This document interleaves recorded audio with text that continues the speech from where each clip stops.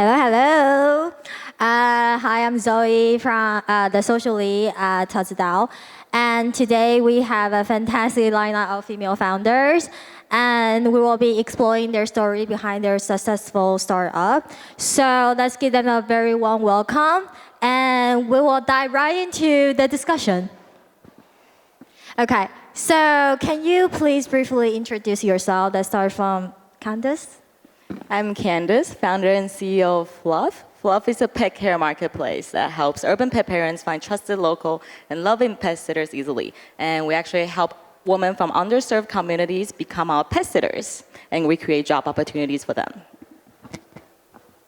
Hello, hi everyone. My name is Olivia Lee. I am the co-founder of a metaverse consultancy called Livium. The purpose is to lead a lot of the fashion brands, beauty brands into the Web3 space. Aside from being the metaverse consultancy, I'm known as a metaverse explorer, also using the name Livium. And through Livium as a metaverse explorer, I firsthand deep dive all of the metaverse platforms to come up with deep insights, hands-on insights to help kind of demystify and decode some of these experiences. I've been on about 20 plus metaverse platforms, over 70 and more brand activations, and actively go on the metaverse 2 to 3 times a week. And in addition, I am also the head of digital fashion for All Stars Women. All Stars Women is a Web3 community focusing on bringing in more people into the space. It is a very inclusive space, although we primarily focus on bringing women and Web3 founders into the space. It's also to close the gender gap. So that's me. Thank you. Laura, please. Hi, my name is Laura Minkini, and I'm the founder and core lead of Athena DAO. We're a decentralized science collective working to fund women's health research. We use Web3 blockchain technology to fund women's health research as well as biotech startups. Hi everyone, my name is Wing. I'm the co-founder. I'm the founder of ERM Labs. So specifically, we help a lot of brick and mortar businesses in the entertainment industry to build onto the metaverse into Web3. So what we do is we wanted to elevate human intelligence by collecting all these real-life experiences, such as going to a movie, going to a museum, and we're looking into diversifying into the escape room. So we help them to digitalize the IP and then building it onto the metaverse, because that is a place where we can actually recognize the creator's effort. So by bringing them on board, we're also transitioning, facing the Web2 traffic onto Web3. So that's the problem that we're looking to solve, and we are launching next month. So very exciting. Thank you. That's awesome. Thanks for the introduction. So we were curious about what was a pivotal moment or experience that sparked the idea for your startup, and how did you recognize its potential for impact? So, Candice? I was actually a pet sitter and an Uber driver in college. So I have always used technology to make money when I was broke. So when I moved to Taiwan with my dog, I immediately recognized that there was a gap in pet care, and there's also a very big wealth gap and gender inequality gap problem. So I really wanted to tackle this issue, and with pet care we can create jobs and solve a problem for pet parents at the same time. So I didn't bring her today, but it was really for my dog and for women in Asia. And the impact, I realized it was so impactful when I did my first walk along with our dog walker in Taiwan, and she turned out to be a mom. She was a stay-at-home mom that couldn't find jobs with 3 kids, because women are expected to take care of kids, especially in Asia. And with her making a comment, she was so grateful that we created a platform so she could have a flexible schedule, she could make money on the side while taking care of her kids. So she gained financial freedom through our app. And it was very, very meaningful, and it really, I cried too at that moment. I was like, oh, this is really, really meaningful. I'm so glad I'm doing something good for the world and for women in Asia. If you want side good, you know where to visit. Would you like to say, how did you meet our MC, Angela? Candice? Oh, I booked a dog walking pet sitting service, and Angela showed up. She was a dog Yeah. sitter. That was Before this. Yeah. Yeah. Thank you so much, Olivia. Yeah, certainly. How I got into this space was really unexpected. I was working at a private investment company during the high of crypto, and then of course I felt the wrath when it dropped. So naturally, I did lose my role as the director of marketing for the private investment company. So I was really at a stage of what should I do next. So during my 1.5 years time at the private investment company, it was wonderful because I was introduced to crypto, Web3, metaverse, and I never looked back. I really took the time to understand that job and the nature of that role at that time. But actually, my heart was always in the metaverse because the minute I discovered it, the intersection of e-commerce, fashion, marketing, all that kind of brand story stuff really appealed to me, but due to the nature of my job, I was just so busy. So naturally, when I lost my role, it's a part of life, I didn't feel too bad, but I felt a little bit sort of at a crossroad. What should I do? Should I kind of wait it out and look for a new role? Or should I use this time to really understand this space that really lit up my passion? So what I did was, I kind of went back to something that I was most interested to, which is really about writing is something that always brought me joy. So what I did is I took the time to really explore some of these metaverse platforms. So at the same time, there were still a lot that was still talking about the metaverse. So I went on all the Decentraland, the Sandbox, Spatial, and I really recorded all of it, wrote it all out, and that's kind of how I got into what I'm doing now. So over time, I started to discover that my past role at the private investment company and my 20 years working across a lot of different fields gave me the skill set that's actually very much needed right now in the Web3 space, which is a bit about the ideation, economy design, and some touches of gamification and tokenomics, you can call. So on the other end, it's me as a metaverse content creator. So in between the front, which is like thinking stage, like should a company tap into metaverse, and then the end stage is a very user-centric kind of experience. Over time, I started to realize that there's a big gap in the middle. I knew what I was able to do. I wasn't going to go beyond. I'm not going to think I'm going to be a builder. It wasn't really of interest to me. But over time, I realized that my company, which really became into fruition a couple months ago, actualization, was a lot of companies in Web3 or not in Web3 started to come and reach out to me explaining their platforms. And I started to realize that a lot of people are naturally in their building stage right now, so they're focusing on perfecting their product or their services. But what they're missing is the kind of broad view of the whole entire user journey. So through as like an independent consultant, I can see and connect and bring in all of these great services that people are building in the, say, fashion space, or maybe kind of products that kind of enable the fashion space, and bring that into fruition and use that to consult for some of these companies that I do ideation for. So that was when I realized that I found a niche in something that I really enjoy. Wow, we've come a long way though. That's amazing. Yeah, Laura? So how I got into Web3 is a long-winded story, but I started my career in fashion and then had a company. When I sold the company, I was looking for something meaningful to do after that. And I got into longevity, which is the notion of trying to live longer, healthier. The one thing that really shocked me about it is that we weren't paying attention to women's longevity. And that led me to find out that women's health is massively overlooked. So when you go to the doctor, the reason your doctor tells you, it's just your hormones, oh, it's that time of the month, or don't worry, you're just a woman, it's because they don't know what's going on with our bodies. Why don't they know? Because we haven't researched it. And I knew that there is tooling in Web3 from decentralized science that helps with this. And I thought it was so powerful that I thought we needed to do this for women.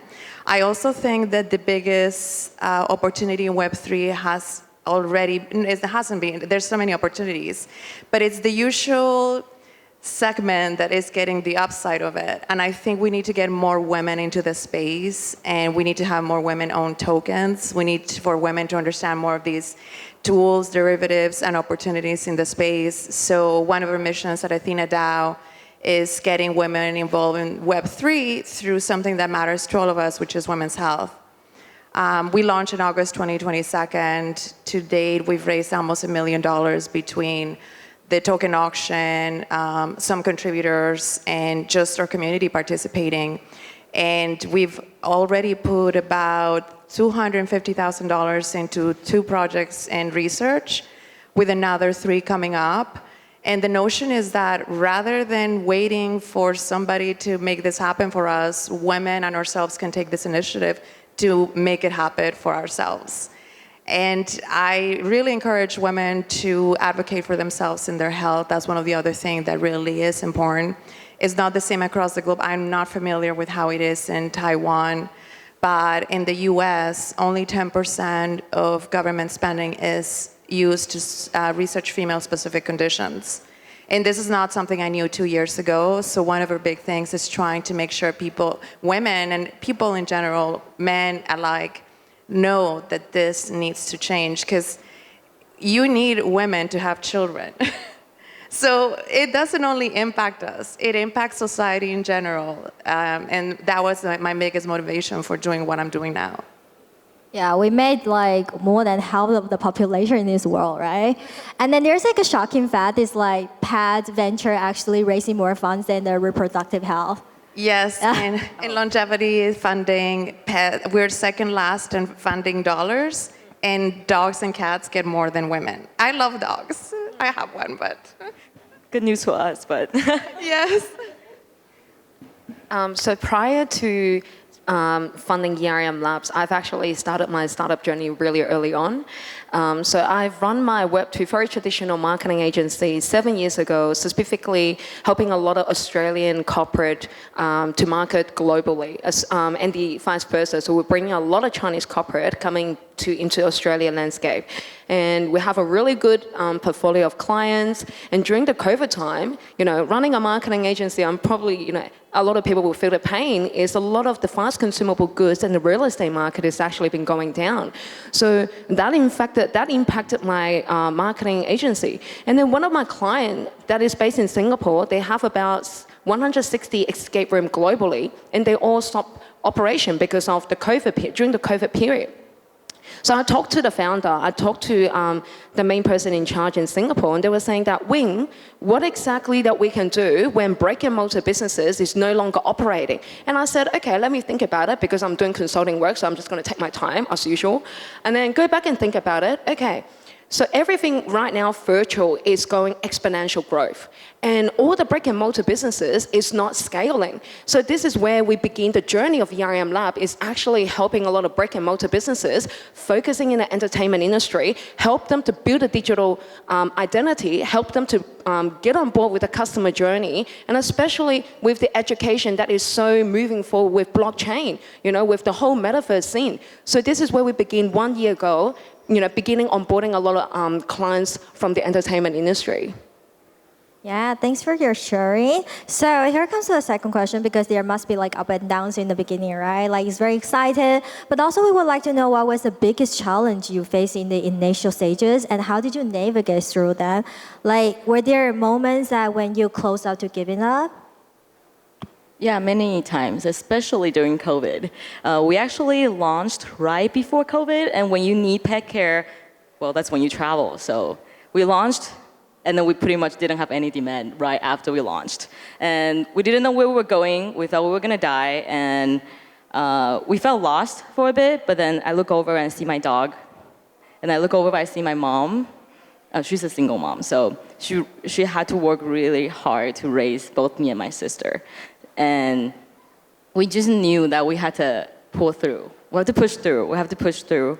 So we pivoted. The whole team got together, even though we were so close to giving up. We got together. We pivoted to walking dogs for people that got COVID instead of doing pet care for people that were traveling. And with our traction, we raised our first round. So it was our first angel round. We had some traction, and that kept us alive. And now we're doing well. So the initial stage, it was tough, but then my dog and my mom pushed me through. Now it's like the biggest pet platform right here in Taiwan. Okay, Olivia, please. Yeah, so, in all honesty, my challenges so far that I'm experiencing are just everyday challenges. They don't bother me too much. Now, I think I started this in a very different way. Before I've started other entrepreneurial journey, I've had a digital fashion magazine for about 5 years. I've experienced a lot of those ups and downs of the operations, expenses, like all those like kind of typical challenges, like hiring writers, that kind of thing.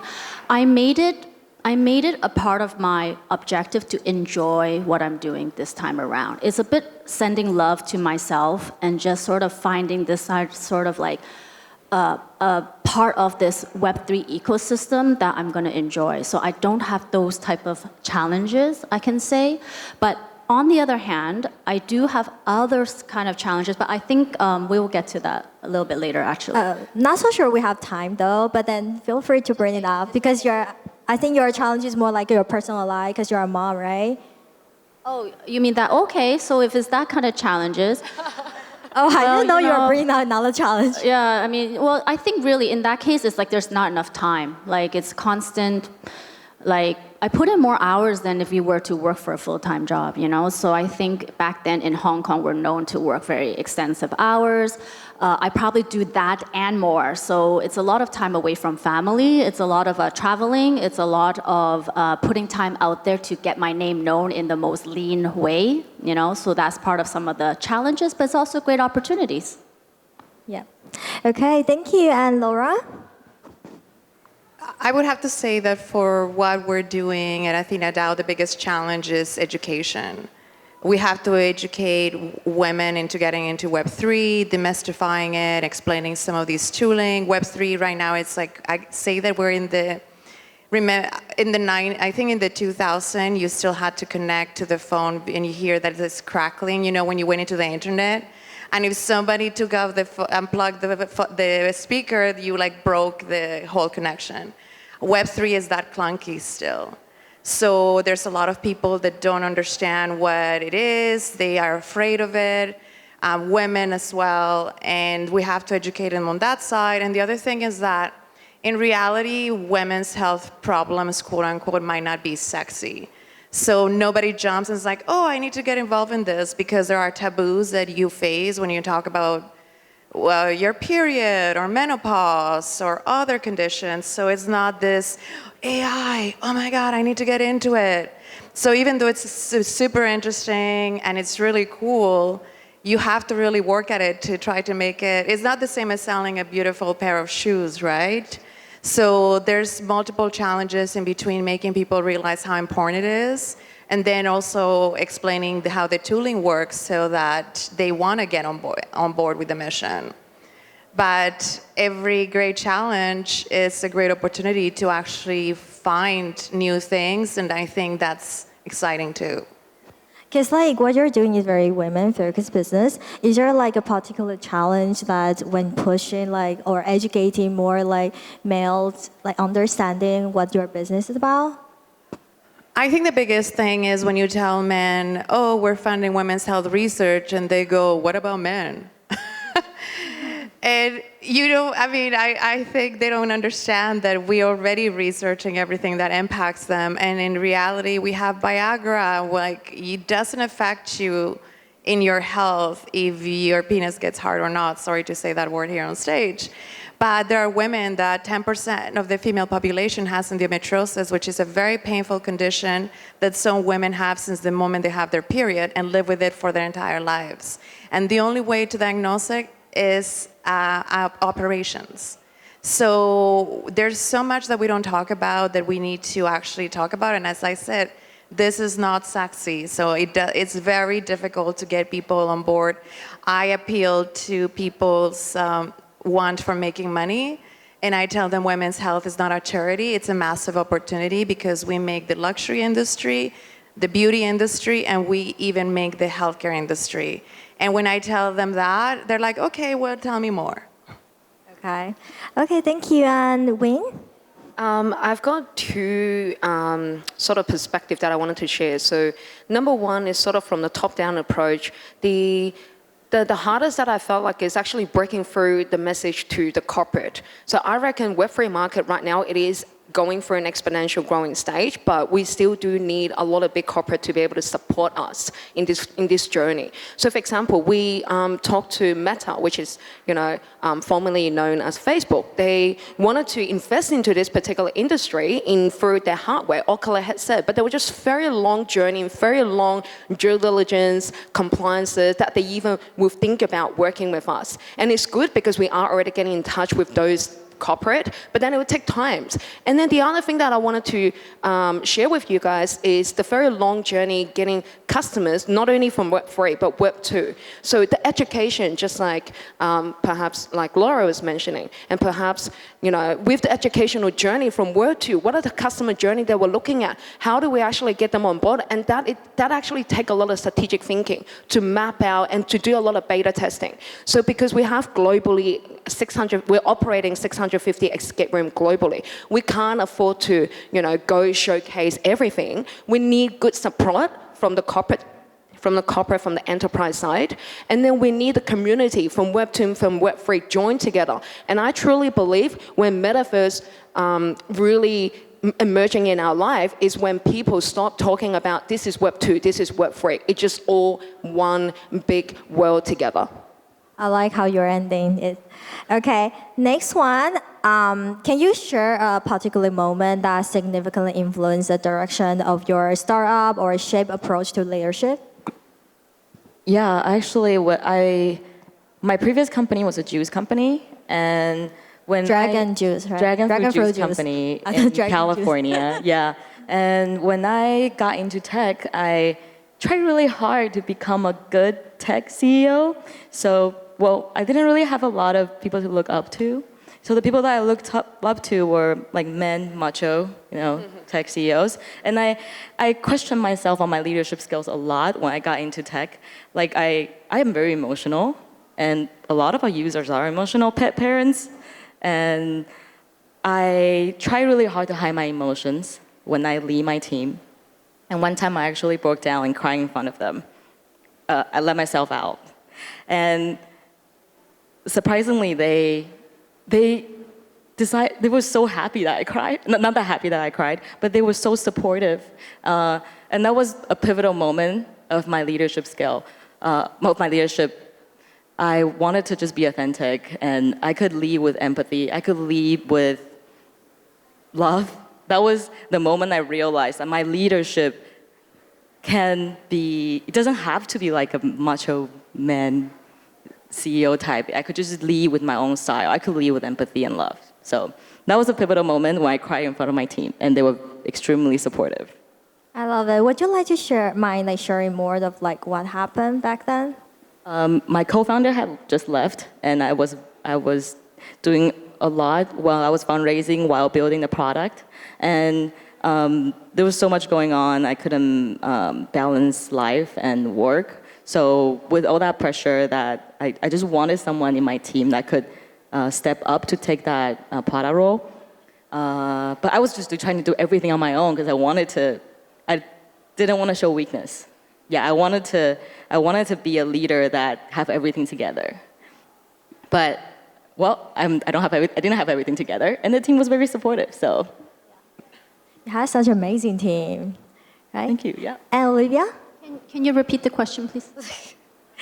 Okay. The question is can you share a particular moment that significantly influenced the direction of your startup or shape your approach to your leadership? Okay, I think I'm going to shift gears a bit. So I am on a dual role. So I am, as I mentioned earlier, a founding team member of All Stars Women DAO. So I think I'm going to shift gears to give you guys some solid stories, right?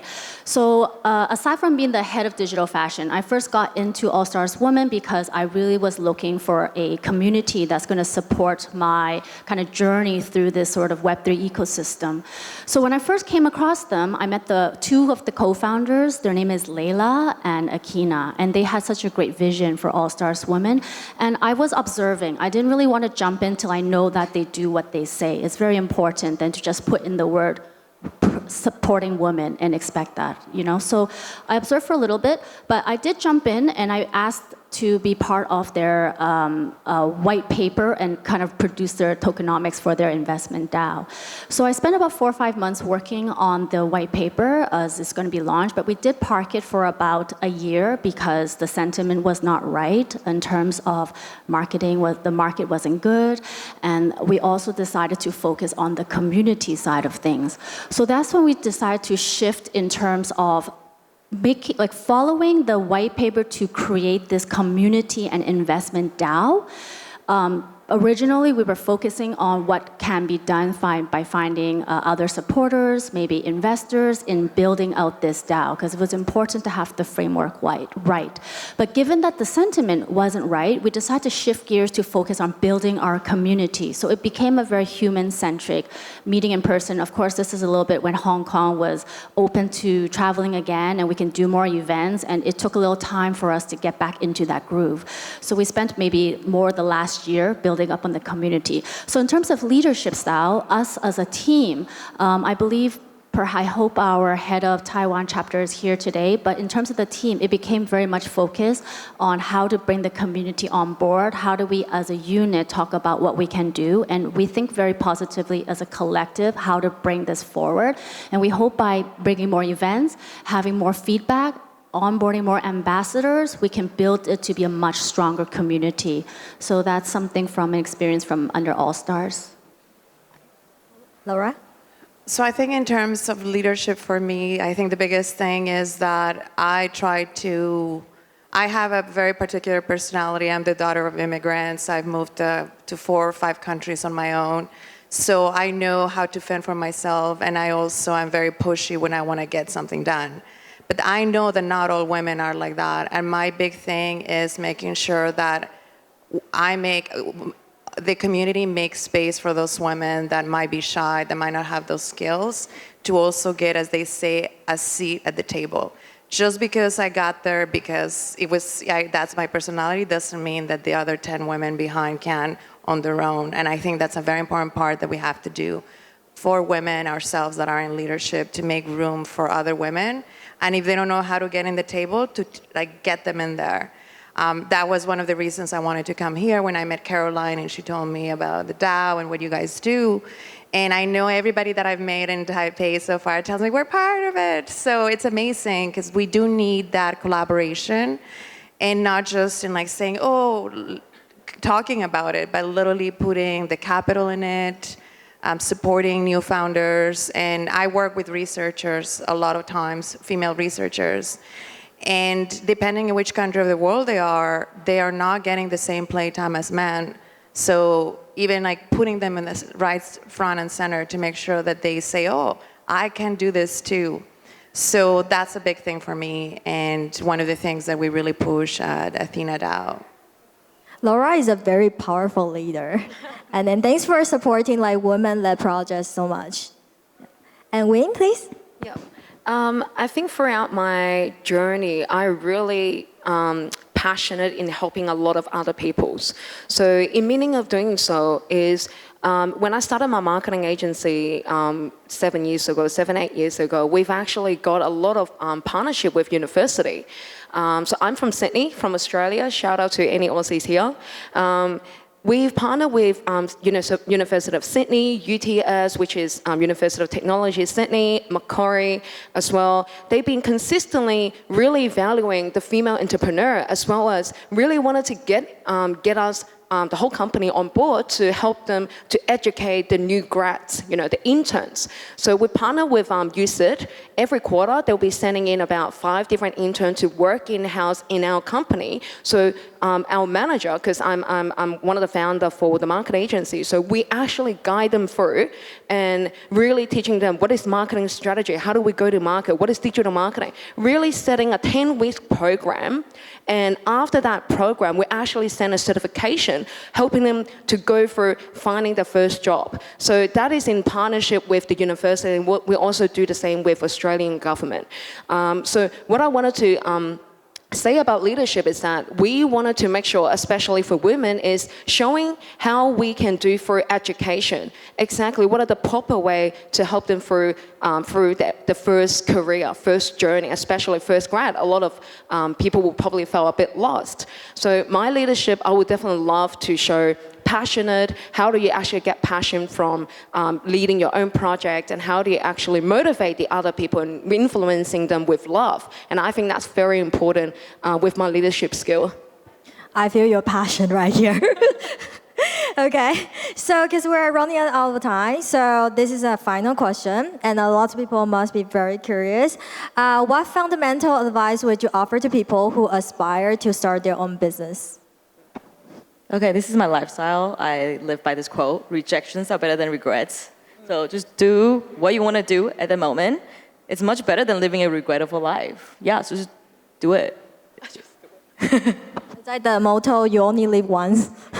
Yeah, YOLO. Okay, thank you, Olivia. Yeah, I second that. I think there's no better time than now, you know, like when you do have passion for something, I do think it's good to learn about it because not everyone have the possibility to just drop everything and start a career. It's not possible, right? Not for everyone. But if you do have a passion about something, you know, make that time and learn about it, kind of do it like a side hustle at some point, and then when you're feeling good and comfortable and you have enough support, then definitely go for it because that is only your one chance to live your true self. And if that's living your passion as a job, I really do believe it's not working at all. It's actually something to be great to do every single day. So just go and do it as well. Okay, thank you. And Laura? I guess seconding the just do it is just start. The biggest difference between people that do things and start businesses or don't or follow through is just doing stuff. Even if it's wrong, if it's bad, it's a lesson. By doing, you're already ahead of the game. So just start. You might drop it and it's okay, but if you continue, you never know where it's gonna go. So that's the biggest thing. It's like working out. It's hard to do it, but once you start, you're on it. It's day one or one day, right? So I totally agree with all these three ladies saying here, but I really wanted to say one thing is there's so many bright ideas out here. Find the right person that you vibe with. That is the most important. It's part of your journey. Disregard whether it's going to be successful or fail, because most of the startup, most of the time, is learning curve. It's not about failing. It's about picking yourself up and restarting it. But before doing everything, make sure you find the right person that you vibe with. I'm a big person that just go out with my energy, finding out the right person to partner with. I'm a big believer in that because I believe in myself that if I know my mission, I can be successful. So that is the level of confidence I want everyone, every entrepreneur should have that quality. Find your passion, live your life, and find your crew. Okay. I feel motivated. Yeah. Thank you.